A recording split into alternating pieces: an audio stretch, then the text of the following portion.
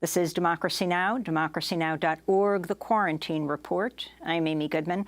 We're broadcasting from the epicenter of the pandemic, New York City, but we're going to end today's show in Florida, where the Miami Police Department is under fire after a video surfaced of an officer handcuffing and detaining an African-American doctor outside his home on Friday.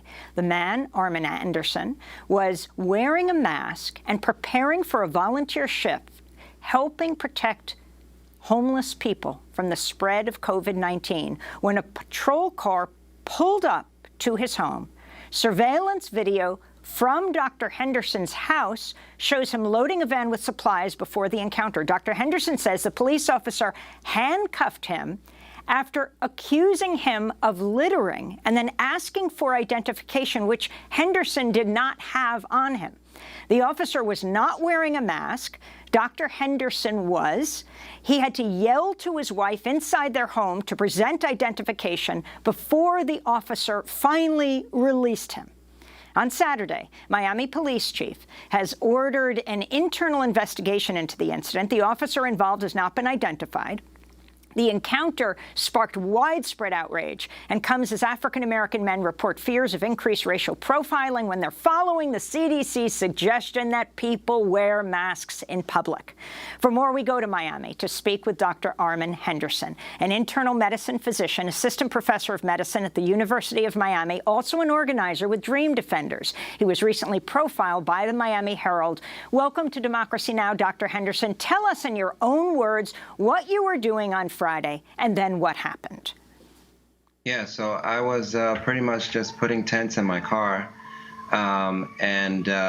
you know, I was loading other supplies into my van, and you know, while I was doing that, I noticed that the police officer rode down the street, that a cross-section of my block, one way, really slow, and then he came back around the street the other way and basically turned down my block. And he pulled up next to me, questioning me if I lived there, if I worked here. I told him that I lived there. I told him what I was doing. I told him that, you know, where I was putting the boxes was where the city of Miami comes to pick up our trash every week. For example, they're here this week, and people on my block are putting trash in the same place that I put the boxes, you know, on Friday.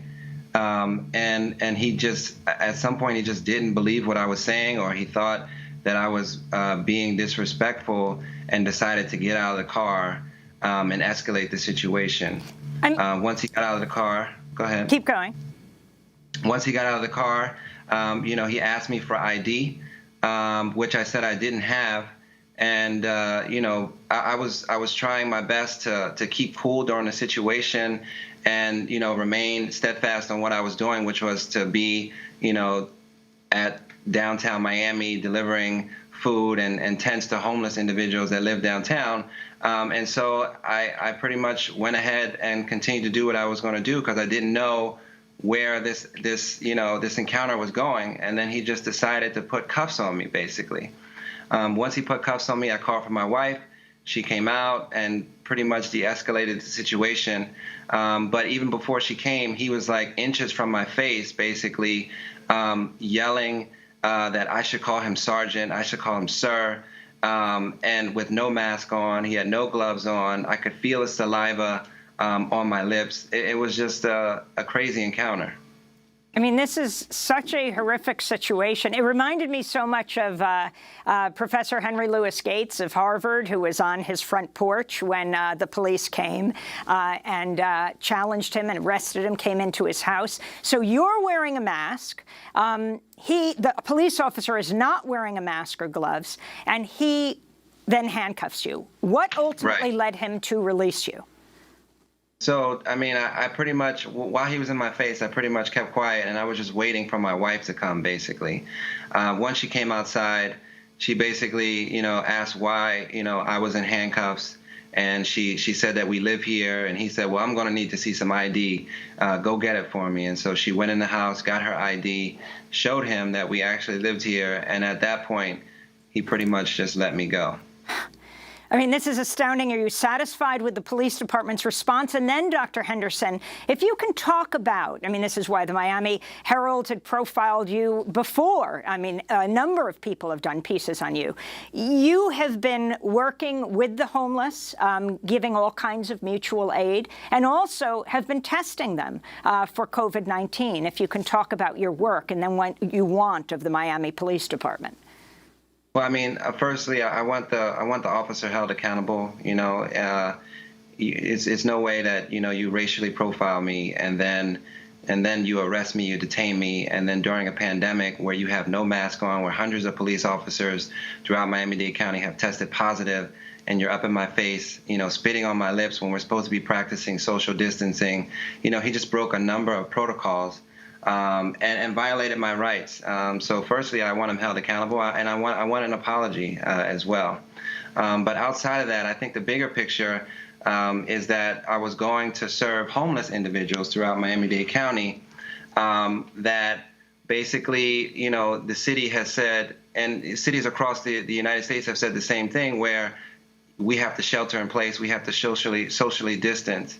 And for someone who doesn't have a house, for someone who lives unsheltered, it's very impossible to do those things. And in a pandemic, these are the most vulnerable individuals. These are the individuals who we're supposed to be paying the most attention to, because these are the individuals that sleep on buses, on bus stops, on benches, and they, because of that, when you're talking about public health response to a pandemic, you have to focus on those individuals who are using the public spaces. And can you talk about you testing them and the response of unhoused people to you testing them? Right. So, it's been hard to get testing, if you're not a basketball player, if you're not a rich person. And so literally, we just been going out, and first of all, we did a survey of individuals to see what their symptoms are, and we identified people who needed to be tested. But then, because we are the epicenter of the epidemic, and this is the most vulnerable population, I just figured that we should be testing people at random as well, to sample population sizes to see how far this virus has spread already. And honestly, though, this is supposed to be the city and the county's job in doing this, in providing necessities and testing individuals that are in this vulnerable population. And I think it just speaks to the fact that that I even have to do this. It shouldn't be my job to volunteer out there to make sure that homeless individuals are cared for, especially in a pandemic.